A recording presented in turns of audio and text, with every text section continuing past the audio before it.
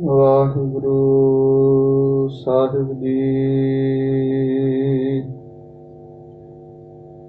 ਇੱਕ ਓੰਕਾਰ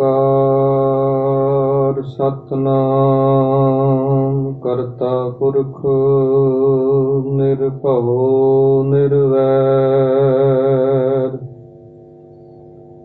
ਅਕਾਲ ਮੂਰਤ ਅਜੂਨੀ ਸੈਭੰ ਗੁਰ ਪ੍ਰਸਾਦ ਜਪ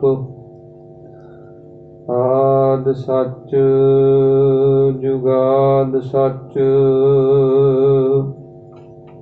ਹੈ ਭੀ ਸੱਚ ਨਾਨਕ ਹੋਸੀ ਭੀ ਸੱਚ। ਡੰਡੌਤ ਬੰਦਨ ਅਨਕ ਬਾਰ ਸਰਬ ਕਲਾ ਸਮਰੱਥ ਡੋਲਨ ਤੇ ਰੱਖੋ ਪ੍ਰਭੂ ਨਾਨਕ ਦੇ ਕਰ ਹੱਥ। ਜੀਤਾ ਜੀਉ ਪਿੰਡ ਸਭ ਤੇਰਾ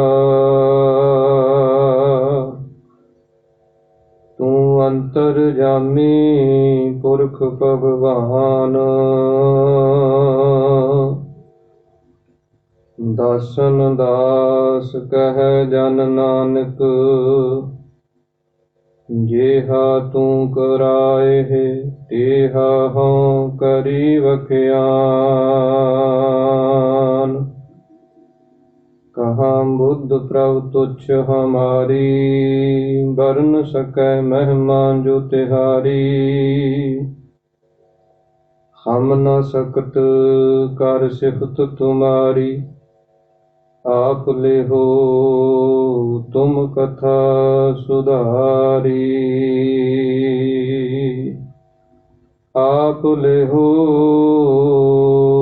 ਤੁਮ ਕਥਾ ਸੁਧਾਰੀ। ਵਾਹਿਗੁਰੂ ਜੀ ਕਾ ਖਾਲਸਾ ਵਾਹਿਗੁਰੂ ਜੀ ਕੀ ਫਤਿਹ। ਸਤਿਗੁਰਾਂ ਦੀ ਸਾਜੀ ਨਵਾਜੀ ਹੋਈ ਪਰਮ ਸਨਮਾਨ ਅਤੇ ਸਤਿਕਾਰਯੋਗ ਗੁਰੂ ਸਰੂਪ ਖਾਲਸਾ ਸਾਧ ਸੰਗਤ ਜੀਓ, ਅੰਤਰਜਾਮੀ ਗਰੀਬ ਨਵਾਜ ਅਕਾਲ ਪੁਰਖ ਪਰਮੇਸ਼ਰ ਵਾਹਿਗੁਰੂ ਜੀ ਦੀ ਅਤਿਅੰਤ ਕਿਰਪਾਲਤਾ ਰਹਿਮਤ ਬਖਸ਼ਿਸ਼ ਦੁਆਰਾ ਆਪਾਂ ਸਾਰੇ ਹੀ ਗੁਰਸਿੱਖ ਮਾਈ ਭਾਈ ਸੰਗਤ ਰੂਪ ਦੇ ਵਿੱਚ ਚਵਰ ਛਤਰ ਤਖਤ ਦੇ ਮਾਲਕ ਜੁਗੋ ਜੁਗ ਅਟਲ ਗੁਰਬਾਣੀ ਸਰੂਪ ਸਤਿਗੁਰੂ ਧੰਨ ਧੰਨ ਸਤਿਗੁਰੂ ਸ੍ਰੀ ਗੁਰੂ ਗ੍ਰੰਥ ਸਾਹਿਬ ਮਹਾਰਾਜ, ਜਿਨ੍ਹਾਂ ਦੀ ਪਾਵਨ ਪਵਿੱਤਰ ਹਜ਼ੂਰੀ ਦੇ ਅੰਦਰ ਅੰਮ੍ਰਿਤ ਵੇਲੇ ਦੇ ਸੁੰਦਰ ਦੀਵਾਨਾਂ ਦੇ ਵਿੱਚ ਹਾਜ਼ਰੀਆਂ ਭਰ ਰਹੇ ਹਾਂ। ਸੋ ਜਿਸ ਪ੍ਰਕਾਰ ਸਤਿਗੁਰਾਂ ਨੇ ਮਹਾਨ ਕਿਰਪਾ ਰਹਿਮਤ ਬਖਸ਼ਿਸ਼ ਕੀਤੀ ਹੈ, ਅੰਮ੍ਰਿਤ ਵੇਲੇ ਪ੍ਰਕਾਸ਼ ਰੂਪ ਹੋ ਕੇ ਸੁੰਦਰ ਹੁਕਮਨਾਮੇ ਸਾਹਿਬ ਦੀ ਬਖਸ਼ਿਸ਼ ਕੀਤੀ ਹੈ। ਉਪਰੰਤ ਨਿਤਨੇਮ ਦੀਆਂ ਬਾਣੀਆਂ ਦੇ ਜਾਪ, ਆਸਾ ਜੀ ਦੀ ਵਾਰ ਦੇ ਹਰ ਜਸ ਕੀਰਤਨ ਸਰਵਣ ਕੀਤੇ ਗਏ ਹਨ। ਸੋ ਕੁਝ ਸਮੇਂ ਵਾਸਤੇ ਜੋ ਸਤਿਗੁਰਾਂ ਨੇ ਪਾਵਨ ਪਵਿੱਤਰ ਹੁਕਮਨਾਮਾ ਸਾਹਿਬ ਬਖਸ਼ਿਸ਼ ਕੀਤਾ ਹੈ, ਇਸ ਦੇ ਵਿਚਾਰ ਦੇ ਨਾਲ ਜੁੜਨ ਦੇ ਯਤਨ ਕਰੀਏ। ਨੌਵੇਂ ਪਾਤਸ਼ਾਹ ਧੰਨ ਸ੍ਰੀ ਗੁਰੂ ਤੇਗ ਬਹਾਦਰ ਮਹਾਰਾਜ ਸੱਚੇ ਪਾਤਸ਼ਾਹ ਜੀ ਨੇ ਸੋਰਠ ਰਾਗ ਦੇ ਅੰਦਰ ਇਹ ਪਾਵਨ ਪਵਿੱਤਰ ਸ਼ਬਦ ਉਚਾਰਨ ਕੀਤਾ ਹੈ। ਸਤਿਗੁਰੂ ਸ੍ਰੀ ਗੁਰੂ ਤੇਗ ਬਹਾਦਰ ਮਹਾਰਾਜ ਸੱਚੇ ਪਾਤਸ਼ਾਹ ਜੀ ਦੀ ਜਿਤਨੀ ਵੀ ਬਾਣੀ ਹੈ, ਇਹ ਸਾਰੀ ਹੀ ਦਸਵੇਂ ਪਾਤਸ਼ਾਹ ਸ੍ਰੀ ਗੁਰੂ ਗੋਬਿੰਦ ਸਿੰਘ ਮਹਾਰਾਜ ਜੀ ਨੇ ਦਮਦਮਾ ਸਾਹਿਬ ਦੀ ਧਰਤੀ ਤੇ ਜਿਸ ਸਮੇਂ ਕੰਠੋਂ ਬਾਣੀ ਉਚਾਰਨ ਕਰਕੇ ਇੱਕ ਓੰਕਾਰ ਤੋਂ ਲੈ ਕੇ 18-10-20 ਤੱਕ ਬਾਣੀ ਲਿਖਵਾਈ, ਉਸ ਸਮੇਂ ਇਹ ਨੌਵੇਂ ਪਾਤਸ਼ਾਹ ਮਹਾਰਾਜ ਜੀ ਦੀ ਸਾਰੀ ਬਾਣੀ ਦਰਜ ਕੀਤੀ ਗਈ। ਔਰ ਇਸੇ ਪ੍ਰਕਾਰ ਜੋ ਇਹ ਸੋਰਠ ਰਾਗ ਦੇ ਅੰਦਰ 12 ਸ਼ਬਦ ਸਤਿਗੁਰਾਂ ਨੇ ਉਚਾਰਨ ਕੀਤੇ ਹਨ, ਔਰ ਇਹ ਸਤਿਗੁਰਾਂ ਨੇ ਜਿਸ ਸਮੇਂ ਆਪ ਜੀ ਤੀਰਥ ਅਸਥਾਨਾਂ ਦੇ ਉੱਪਰ ਤੀਰਥ ਉਦਮ ਸਤਿਗੁਰ ਕੀਆ, ਸਭ ਲੋਕ ਉਦਰਨ ਅਰਥਾ, ਜਿੰਨੇ ਵੀ ਧਾਰਮਿਕ ਅਸਥਾਨ ਮੰਨੇ ਹਨ, ਤੀਰਥ ਮੰਨੇ ਹਨ, ਉਹਨਾਂ ਤੇ ਸਤਿਗੁਰੂ ਜੀ ਜਿਸ ਸਮੇਂ ਗਏ, ਉੱਥੇ ਜਾ ਕੇ ਜੋ ਜੋ ਸੰਗਤਾਂ ਨੂੰ ਉਪਦੇਸ਼ ਕੀਤੇ, ਇਹ 12 ਸ਼ਬਦ ਸਤਿਗੁਰਾਂ ਨੇ ਉਥਾਨਕਾ ਦੇ ਮੁਤਾਬਕ ਜਦੋਂ ਆਪ ਜੀ ਇਲਾਹਾਬਾਦ ਦੀ ਧਰਤੀ ਤੇ ਗਏ, ਜਿੱਥੇ ਪ੍ਰਯਾਗ ਰਾਗ ਲੱਗਦਾ ਹੈ, ਸਨਾਤਨੀ ਮਤ ਦਾ ਬਹੁਤ ਵੱਡਾ ਤੀਰਥ ਹੈ, ਇੱਥੇ ਸਤਿਗੁਰੂ ਜੀ ਤਕਰੀਬਨ 6 ਮਹੀਨੇ ਰਹੇ। ਔਰ ਉਸ ਸਮੇਂ ਇੱਥੇ ਜੋ ਵੈਰਾਗੀ ਸਾਧੂ ਸਨ, ਵੈਸ਼ਨਵ ਸਾਧੂ ਸਨ, ਉਦਾਸੀ ਸਾਧੂ ਸਨ, ਇਹਨਾਂ ਦੀਆਂ ਜਮਾਤਾਂ ਉਸ ਸਮੇਂ ਉੱਥੇ ਰਹਿੰਦੀਆਂ ਸਨ, ਔਰ ਇਹ ਸਾਰੇ ਹੀ ਸਤਿਗੁਰਾਂ ਦੇ ਦਰਸ਼ਨ ਕਰਨ ਆਏ। ਇਹਨਾਂ ਨੇ ਫਿਰ ਸਤਿਗੁਰਾਂ ਦੇ ਪਾਸ ਕੁਝ ਨਾ ਕੁਝ ਆਪੋ ਆਪਣੇ ਸਵਾਲ ਰੱਖੇ, ਉਹਨਾਂ ਦੇ ਸਤਿਗੁਰਾਂ ਨੇ ਉਪਦੇਸ਼ ਬਖਸ਼ਿਸ਼ ਕੀਤੇ। ਸੋ ਇਹ 12 ਸ਼ਬਦ ਸੋਰਠ ਰਾਗ ਦੇ ਅੰਦਰ ਸਤਿਗੁਰਾਂ ਨੇ ਉਚਾਰਨ ਕੀਤੇ ਹਨ, ਜਿਨ੍ਹਾਂ ਦੇ ਵਿੱਚੋਂ ਅੱਜ ਹੁਕਮਨਾਮੇ ਰੂਪ ਦੇ ਵਿੱਚ ਸਤਿਗੁਰੂ ਜੀ ਸਾਨੂੰ ਕੀ ਉਪਦੇਸ਼ ਬਖਸ਼ਿਸ਼ ਕਰਦੇ ਹਨ। ਮਨ ਬਿਰਤੀਆਂ ਨੂੰ ਇਕਾਗਰ ਕਰਕੇ ਸਰਵਣ ਕਰਨ ਦੇ ਯਤਨ ਕਰੀਏ। ਉਚਾਰਨ ਕਰੋ ਜੀ। ਸਤਿਨਾਮ ਸ੍ਰੀ ਵਾਹਿਗੁਰੂ ਸਾਹਿਬ ਜੀ। ਸਤਿਨਾਮ ਸ੍ਰੀ ਵਾਹਿਗੁਰੂ ਜੀ। ਸੋਰਠ ਮਹੱਲਾ ਨਾਵਾਂ। ਸੋਰਠ ਰਾਗ ਦਾ ਨਾਮ ਹੈ ਮਹੱਲਾ ਨਾਵਾਂ। 9ਵੇਂ ਪਾਤਸ਼ਾਹ ਇਸ ਦਾ ਜਦੋਂ ਉਚਾਰਨ ਕਰਨਾ ਹੈ ਔਰ ਉਹ ਮਹੱਲਾ ਨਾਵਾਂ ਹੀ ਕੀਤਾ ਜਾਂਦਾ ਹੈ, ਨੌਵਾਂ ਜਾਂ ਨੌ ਇੱਦਾਂ ਨਹੀਂ ਕੀਤਾ ਜਾਂਦਾ, ਕਿਉਂਕਿ ਸਤਿਗੁਰਾਂ ਦੀ ਪਾਵਨ ਬਾਣੀ ਦੇ ਅੰਦਰ ਇਸ ਦਾ ਸਰੂਪ ਲਿਖਿਆ ਹੈ, ਜਿਸ ਤੋਂ ਸੰਪਰਦਾਈ ਮਹਾਂਪੁਰਸ਼ ਔਰ ਟਕਸਾਲ ਦੀ ਵਿੱਦਿਆ ਸੇਧ ਲੈਂਦੀ ਹੈ। 8 ਪਹਿਰੀ 8 ਖੰਡ ਨਾਵਾ ਖੰਡ ਸਰੀਰ। ਔਰ ਇਸੇ ਪ੍ਰਕਾਰ ਇਸ ਦਾ ਉਚਾਰਨ ਜਦੋਂ ਬਾਣੀ ਪੜ੍ਹਨੀ ਹੈ, ਮਹੱਲਾ ਨਾਵਾ ਇਹ ਸ਼ੁੱਧ ਕੀਤਾ ਜਾਂਦਾ ਹੈ। 9ਵੇਂ ਪਾਤਸ਼ਾਹ ਸ੍ਰੀ ਗੁਰੂ ਤੇਗ ਬਹਾਦਰ ਮਹਾਰਾਜ ਬਚਨ ਕਰਦੇ ਹਨ। ਮਨ ਰੇ ਕੌਣ ਕੁਮਤ ਤੈ ਲੀਨੀ। ਸਤਿਗੁਰੂ ਜੀ ਉੱਤਮ ਵਕਤੇ ਦੁਆਰਾ ਆਪਣੇ ਮਨ ਨੂੰ ਸੰਬੋਧਨ ਕਰਕੇ ਬਚਨ ਕਰਦੇ ਹਨ। ਸਾਧ ਸੰਗਤ ਜੀ 3 ਪ੍ਰਕਾਰ ਦੇ ਵਕਤੇ ਵਿਦਵਾਨਾਂ ਨੇ ਦੱਸੇ ਹਨ।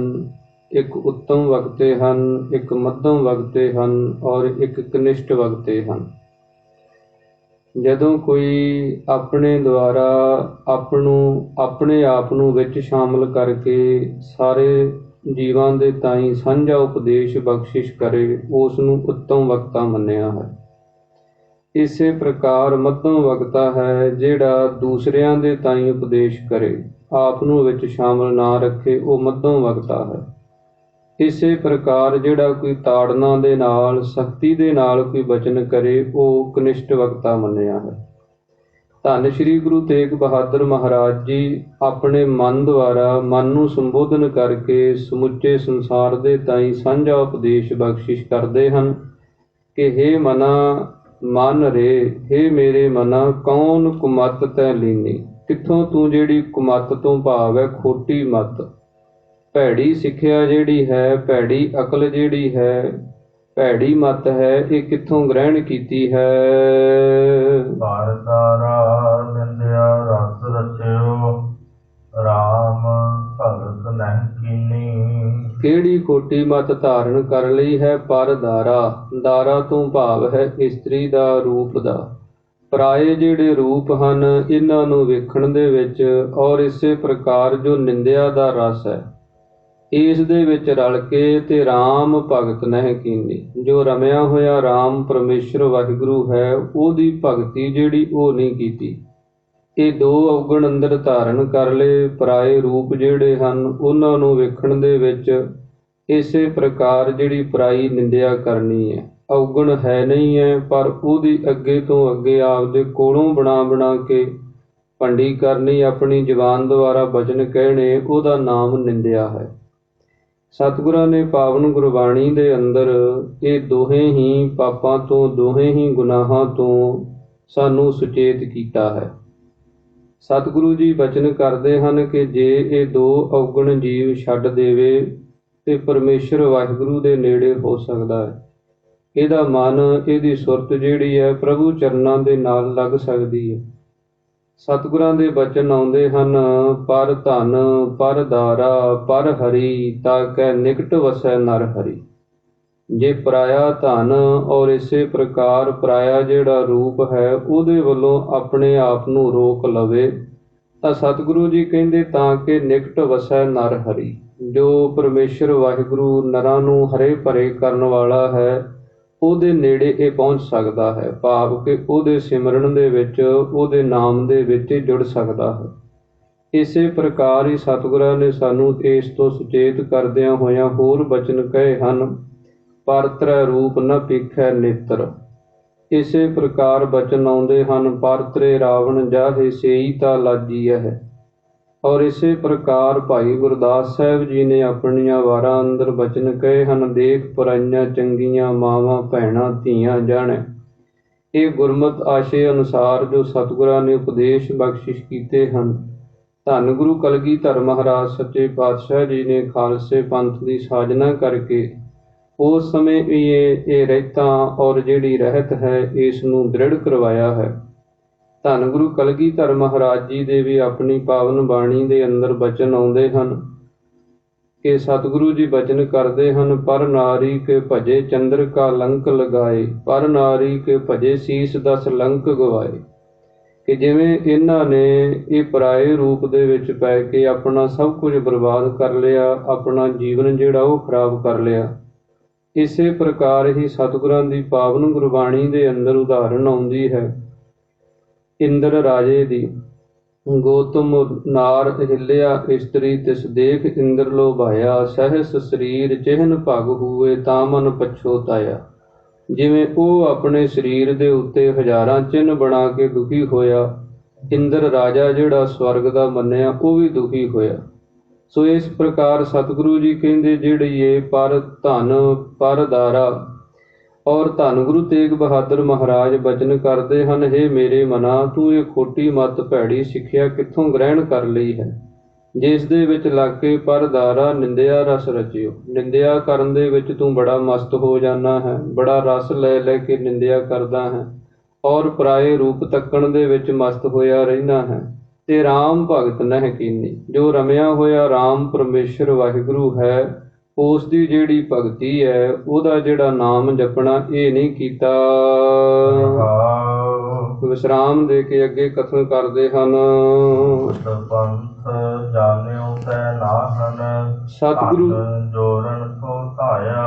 ਸਤਿਗੁਰੂ ਸ੍ਰੀ ਗੁਰੂ ਤੇਗ ਬਹਾਦਰ ਮਹਾਰਾਜ ਬਚਨ ਕਰਦੇ ਹਨ, ਮੁਕਤ ਪੰਥ ਜਾਣਿਓ ਤੈ ਨਾਹਨ। ਜੋ ਮੁਕਤੀ ਦਾ ਪੰਥ ਨਾਮ ਹੈ ਰਸਤੇ ਦਾ।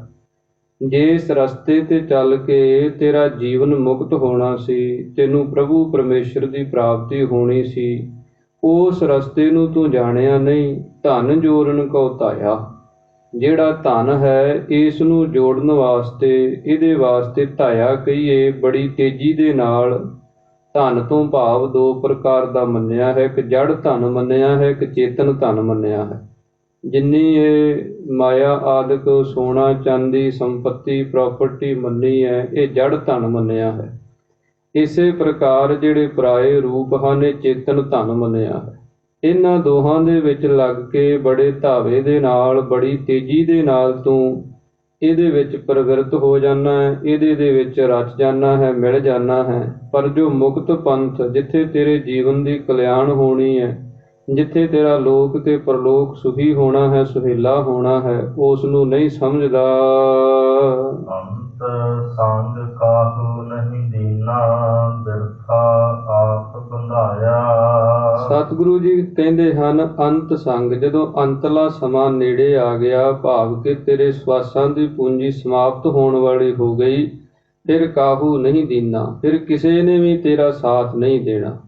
ਜੋ ਕੁਝ ਤੂੰ ਇਹ ਸਾਰਾ ਸੰਸਾਰ ਦੇ ਵਿੱਚ ਲੱਗਿਆ ਰਿਹਾ, ਇਹਨਾਂ ਵਾਸਤੇ ਇਹਨਾਂ ਵਿੱਚ ਹੀ ਪ੍ਰਵਿਰਤ ਹੋਇਆ ਰਿਹਾ, ਪਰ ਜਦੋਂ ਅੰਤਲਾ ਸਮਾਂ ਆ ਗਿਆ ਤੇ ਉਦੋਂ ਕਿਸੇ ਨੇ ਵੀ ਸਾਥ ਨਹੀਂ ਦੇਣਾ। ਅੰਤ ਸੰਗ ਕਾਹੂ ਨਹੀਂ ਦੀਨਾ।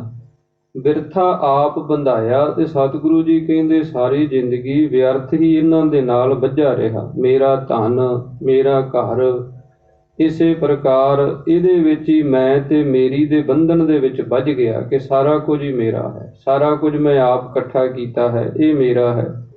ਪਰ ਇੱਕ ਛਿਣ ਦੇ ਵਿੱਚ ਹੀ ਸਤਿਗੁਰੂ ਜੀ ਕਹਿੰਦੇ ਸਭ ਕੁਝ ਪਰਾਇਆ ਹੋ ਜਾਂਦਾ ਹੈ। ਜਦੋਂ ਅੰਤਲਾ ਸਮਾਂ ਆ ਜਾਂਦਾ ਹੈ, ਕਾਹੂ ਨਹੀਂ ਦੀਨਾ, ਫਿਰ ਕੋਈ ਵੀ ਸਾਥ ਨਹੀਂ ਦਿੰਦਾ ਤੇ ਸਭ ਜਿਹੜੇ ਹਨ ਉਹ ਪਰਾਏ ਬਣ ਕੇ ਖੜ ਜਾਂਦੇ ਹਨ।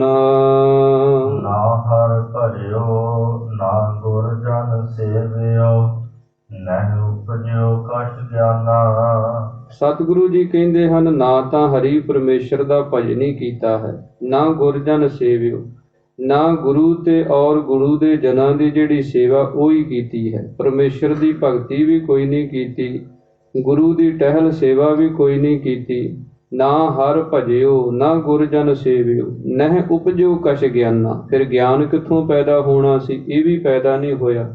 ਚੰਗੇ ਮਾੜੇ ਦੀ ਸੋਝੀ ਜਿਹੜੀ ਇਹ ਵੀ ਖਤਮ ਹੋ ਗਈ, ਕਿਉਂਕਿ ਹਰੀ ਪਰਮੇਸ਼ਰ ਦਾ ਭਜਨ ਕਰਨ ਦੀ ਸੋਝੀ ਗੁਰੂ ਪਾਸੋਂ ਮਿਲਣੀ ਸੀ। ਗੁਰੂ ਪਾਸੋਂ ਮਿਲਣੀ ਸੀ ਸੇਵਾ ਕਰਕੇ, ਸੰਗਤ ਕਰਕੇ। ਉਹ ਕੀਤੀ ਨਹੀਂ, ਸੇਵਾ ਨਹੀਂ ਕੀਤੀ, ਸੰਗਤ ਨਹੀਂ ਕੀਤੀ, ਹਰੀ ਪਰਮੇਸ਼ਰ ਦਾ ਭਜਨ ਨਹੀਂ ਕੀਤਾ। ਤੇ ਨਹਿ ਉਪਜਿਓ ਕਛ ਗਿਆਨਾ, ਤੇ ਨਾ ਹੀ ਅੰਦਰ ਜਿਹੜਾ ਕੋਈ ਆਤਮਿਕ ਗਿਆਨ ਹੈ, ਪ੍ਰਭੂ ਪਰਮੇਸ਼ਰ ਦੀ ਪ੍ਰਾਪਤੀ ਦਾ, ਜੀਵਨ ਦੀ ਸਫਲਤਾ ਦਾ, ਨਾਮ ਸਿਮਰਨ ਦਾ, ਇੱਧਰਲਾ ਜਿਹੜਾ ਗਿਆਨ ਹੈ ਉਹ ਵੀ ਕੋਈ ਪੈਦਾ ਨਹੀਂ ਹੋਇਆ। ਘਟ ਹੀ ਮਾਹੇ ਨਿਰੰਜਨ ਤੇਰੇ, ਤੈ ਖੋਜਤ ਉਦਿਆਨਾ। ਸਤਿਗੁਰੂ ਜੀ ਉਸ ਸਮੇਂ ਜਿੰਨੇ ਵੀ ਇਹ ਸਾਧੂ ਸਨ, ਵੈਰਾਗੀ ਸਨ, ਵੈਸ਼ਨਵ ਸਨ, ਹੋਰ ਮਤਾਂ ਦੇ ਸਨ, ਸਾਰਿਆਂ ਨੂੰ ਹੀ ਉਪਦੇਸ਼ ਬਖਸ਼ਿਸ਼ ਕਰਦੇ ਹਨ ਕਿ ਘਟ ਹੀ ਮਾਹੇ ਨਿਰੰਜਨ ਤੇਰਾ। ਜੋ ਨਿਰਅੰਜਨ ਮਾਇਆ ਰੂਪੀ ਜਿਹੜਾ ਸੁਰਮਾ ਹੈ, ਇਹਦੀ ਕਾਲਖ ਤੋਂ ਰਹਿਤ ਸ਼ੁੱਧ ਸਰੂਪ ਪਰਮੇਸ਼ਰ ਵਾਹਿਗੁਰੂ ਹੈ, ਉਹ ਤੇਰੇ ਘਟ ਹਿਰਦੇ ਦੇ ਵਿੱਚ ਹੀ ਵਸਦਾ। ਉਹ ਤੇਰੇ ਹਿਰਦੇ ਦੇ ਵਿੱਚ ਤੂੰ ਹਿਰਦੈ ਗੁਪਤ ਵਸੈ ਦਿਨ ਰਾਤੀ, ਤੇਰਾ ਭਾਉ ਨਾ ਬੁੱਝੈ ਗਵਾਰੀ। ਸਤਿਗੁਰੂ ਜੀ ਕਹਿੰਦੇ ਘਟ ਹੀ ਮਾਹੇ ਨਿਰੰਜਨ ਤੇਰਾ, ਤੈਂ ਖੋਜਤ ਉਦਿਆਨਾ। ਤੂੰ ਉਸ ਨੂੰ ਉਦਿਆਨ ਤੋਂ ਭਾਵ ਹੈ ਜੰਗਲਾਂ ਦਾ, ਬੀਆਬਾਨ ਦਾ, ਉਜਾੜ ਦਾ, ਤੂੰ ਉਸ ਨੂੰ ਸਭ ਕੁਝ ਛੱਡ ਕੇ ਤੇ ਉੱਥੇ ਲੱਭਦਾ ਫਿਰਦਾ ਹੈ। ਇਸ ਕਰਕੇ ਉਹ ਪਰਮੇਸ਼ਰ ਵਾਹਿਗੁਰੂ ਤਾਂ ਤੇਰੇ ਹਿਰਦੇ ਦੇ ਵਿੱਚ ਹੀ ਵਸਦਾ ਹੈ। ਜਿਵੇਂ ਸਤਿਗੁਰਾਂ ਦੇ ਹੋਰ ਥਾਂ ਤੇ ਬਚਨ ਆਉਂਦੇ ਹਨ, ਉਹ ਪਮੱਧ ਜਿਉ ਬਾਸ ਬਸਤ ਹੈ, ਮੁਕਰ ਮਾਹੇ ਜੈਸੇ ਛਾਈ। ਸਤਿਗੁਰੂ ਜੀ ਉਦਾਹਰਨ ਦਿੰਦੇ ਹਨ, ਜਿਸ ਪ੍ਰਕਾਰ ਫੁੱਲ ਦੇ ਵਿੱਚ ਖੁਸ਼ਬੂ ਹੁੰਦੀ ਹੈ, ਸੁਗੰਧੀ ਹੁੰਦੀ ਹੈ, ਪਰ ਦਿਸਦੀ ਨਹੀਂ ਕਿਸੇ ਨੂੰ, ਮਹਿਸੂਸ ਸਭ ਨੂੰ ਹੁੰਦੀ ਹੈ। ਕੋਈ ਕੋਲੋਂ ਲੰਘੇ ਕਹੇਗਾ ਕਿ ਹਾਂ ਇਹਨਾਂ ਫੁੱਲਾਂ ਦੀ ਸੁਗੰਧੀ ਬੜੀ ਹੈ। ਇਸੇ ਪ੍ਰਕਾਰ ਹੀ ਮੁਕਰ ਮਾਹੇ ਜੈਸੇ ਛਾਈ। ਮੁਕਰ ਨਾਮ ਸ਼ੀਸ਼ੇ ਦਾ ਹੈ।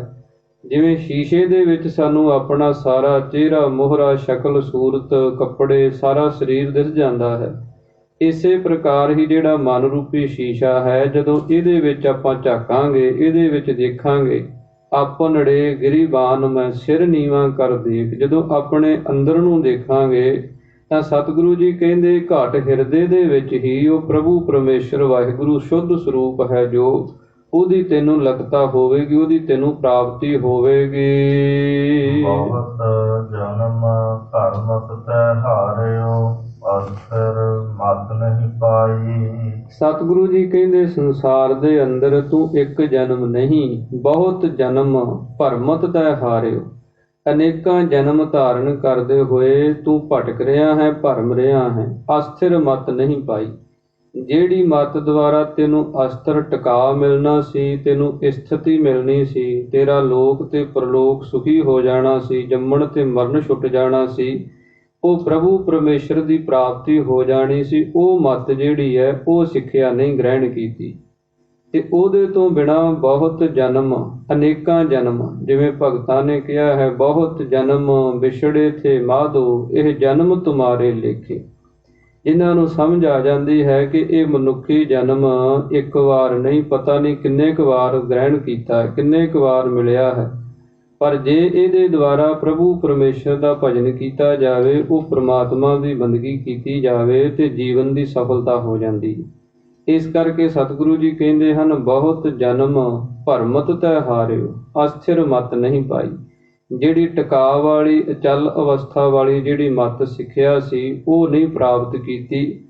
ਔਰ ਉਹਦੇ ਤੋਂ ਬਿਨਾਂ ਬਹੁਤੇ ਜਨਮ, ਅਨੇਕਾਂ ਜਨਮ ਧਾਰਨ ਕਰ ਕਰਕੇ ਤੇ ਜੀਵ ਵਿਛੜਿਆ ਹੋਇਆ ਭਟਕਦਾ ਰਹਿੰਦਾ ਹੈ। ਮਾਨਸ ਦੇਹ ਪਾਏ ਪਦ ਹਰ ਭਜ, ਨਾਨਕ ਬਾਤ ਬਤਾਈ। ਸਤਿਗੁਰੂ ਸ੍ਰੀ ਗੁਰੂ ਤੇਗ ਬਹਾਦਰ ਮਹਾਰਾਜ ਸੱਚੇ ਪਾਤਸ਼ਾਹ ਜੀ ਬਚਨ ਕਰਦੇ ਹਨ, ਮਾਨਸ ਦੇਹ ਪਾਏ ਹਰ ਭਜ, ਕਿ ਹਰੀ ਪਰਮੇਸ਼ਰ ਵਾਹਿਗੁਰੂ ਦੀ ਭਜਨ ਕਰਨ ਵਾਸਤੇ ਇਹ ਮਾਨਸ ਦੇਹ ਤੈਨੂੰ ਪ੍ਰਾਪਤ ਹੋਈ ਹੈ।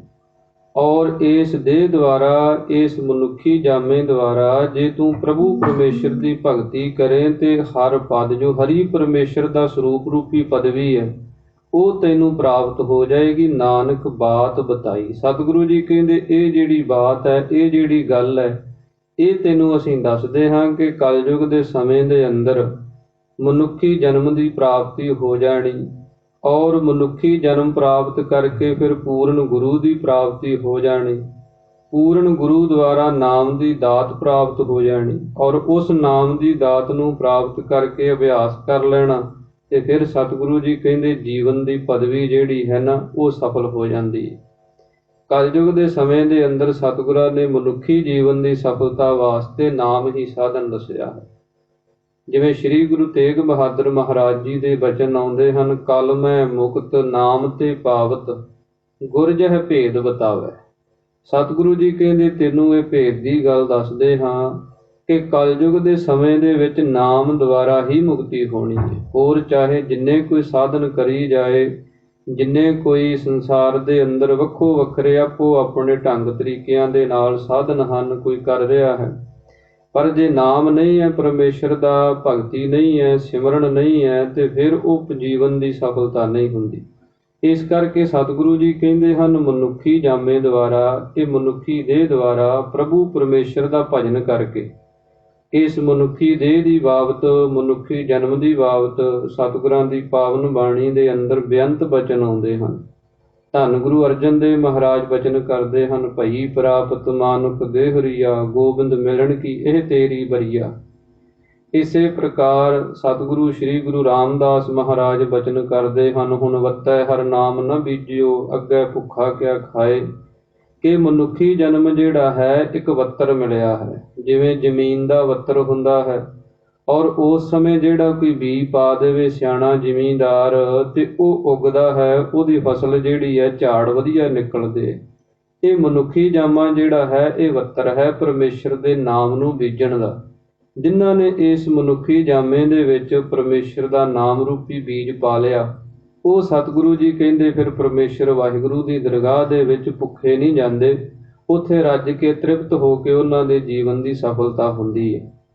ਇਸ ਕਰਕੇ ਸਤਿਗੁਰਾਂ ਨੇ ਜੀਵਨ ਦੀ ਸਫਲਤਾ ਵਾਸਤੇ ਇਸ ਸੰਸਾਰ ਦੇ ਵਿੱਚ ਜਿੰਨੇ ਵੀ ਜੀਵ ਆਉਂਦੇ ਹਨ ਤੇ ਜਿੰਨੇ ਵੀ ਜਾਂਦੇ ਹਨ, ਉਹਨਾਂ ਦੇ ਵਿੱਚੋਂ ਸਫਲ ਜੀਵਨ ਉਹਨਾਂ ਦਾ ਹੀ ਹੈ ਜਿਹੜੇ ਨਾਮ ਨੂੰ ਜਪਦੇ ਹਨ, ਜਿਹੜੇ ਪ੍ਰਭੂ ਪਰਮੇਸ਼ਰ ਦੀ ਭਗਤੀ ਕਰਦੇ ਹਨ। ਆਇਆ ਸਫਲ ਤਾਹੂ ਕੋ ਗਨੀਐ, ਜਾਸ ਰਸਨ ਹਰ ਹਰ ਜਸ ਪਣੀਐ। ਜਿਹੜਾ ਰਸਨਾ ਦੁਆਰਾ ਹਰੀ ਪਰਮੇਸ਼ਰ ਦੇ ਨਾਮ ਰਸ ਨੂੰ ਗ੍ਰਹਿਣ ਕਰ ਲੈਂਦਾ, ਉਸੇ ਦਾ ਹੀ ਆਇਆ ਸਤਿਗੁਰੂ ਜੀ ਕਹਿੰਦੇ ਸੰਸਾਰ ਦੇ ਵਿੱਚ ਸਫਲਾ ਸਮਝਿਆ ਜਾਂਦਾ ਹੈ।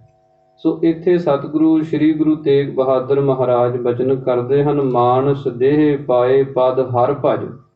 ਕਿ ਮਨੁੱਖੀ ਦੇਹ ਨੂੰ ਪ੍ਰਾਪਤ ਕਰਕੇ ਜੇ ਤੂੰ ਹਰੀ ਪਰਮੇਸ਼ਰ ਦਾ ਭਜਨ ਕਰ ਲਵੇਂ ਤੇ ਪਾਏ ਪਦ, ਜੋ ਪ੍ਰਭੂ ਪਰਮੇਸ਼ਰ ਦੀ ਸਰੂਪ ਰੂਪੀ ਪਦਵੀ ਹੈ, ਉਸ ਨੂੰ ਤੂੰ ਪ੍ਰਾਪਤ ਕਰ ਲਏਗਾ। ਨਾਨਕ ਬਾਤ ਬਤਾਈ।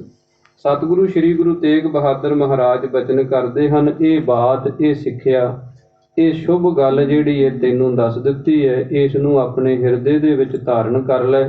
ਇਹਦੇ ਦੁਆਰਾ ਹੀ ਤੇਰੇ ਜੀਵਨ ਦੀ ਕਲਿਆਣ ਔਰ ਸਫਲਤਾ ਹੋਏਗੀ। ਇਹ ਪਾਵਨ ਪਵਿੱਤਰ ਉਪਦੇਸ਼ ਧੰਨ ਸ੍ਰੀ ਗੁਰੂ ਤੇਗ ਬਹਾਦਰ ਮਹਾਰਾਜ ਸੱਚੇ ਪਾਤਸ਼ਾਹ ਜੀ ਨੇ ਸੋਰਠ ਰਾਗ ਦੇ ਅੰਦਰ ਆਪਾਂ ਨੂੰ ਬਖਸ਼ਿਸ਼ ਕੀਤੇ ਹਨ, ਜਿਨ੍ਹਾਂ ਦੇ ਵਿਚਾਰ ਆਪਾਂ ਰਲ ਮਿਲ ਕੇ ਸਾਂਝਿਆਂ ਕੀਤੀ ਹੈ। ਭੁੱਲ ਚੁੱਕ ਦੀ ਮਾਫੀ। ਇਹ ਪਾਵਨ ਪਵਿੱਤਰ ਵਿਚਾਰਾਂ ਸਾਡੇ ਸਾਰਿਆਂ ਦੇ ਪੜ੍ਹਨ ਸੁਣਨ ਵਾਲਿਆਂ ਦੇ ਹਿਰਦਿਆਂ 'ਚ ਵਸਣ, ਜਿਸ ਕਰਕੇ ਲੋਕ ਸੁਖੀਏ ਪਰਲੋਕ ਸੁਹੇਲੇ ਹੋਈਏ ਜੀ। ਅਖੀਰਲੀਆਂ ਪੰਕਤੀਆਂ ਪੜ੍ਹ ਕੇ ਸਮਾਪਤੀ ਹੈ ਜੀ। ਬਹੁਤ ਜਨਮ ਭਰਮਤ ਤੈ ਹਾਰਿਓ, ਸਥਿਰ ਮਤ ਨਹੀਂ ਪਾਈ। ਮਾਨਸ ਦੇਹ ਪਾਏ ਪਦ ਹਰ ਭਜ, ਨਾਨਕ ਇਕ ਬਾਤ ਬਤਾਈ। ਵਾਹਿਗੁਰੂ ਜੀ ਕਾ ਖਾਲਸਾ, ਵਾਹਿਗੁਰੂ ਜੀ ਕੀ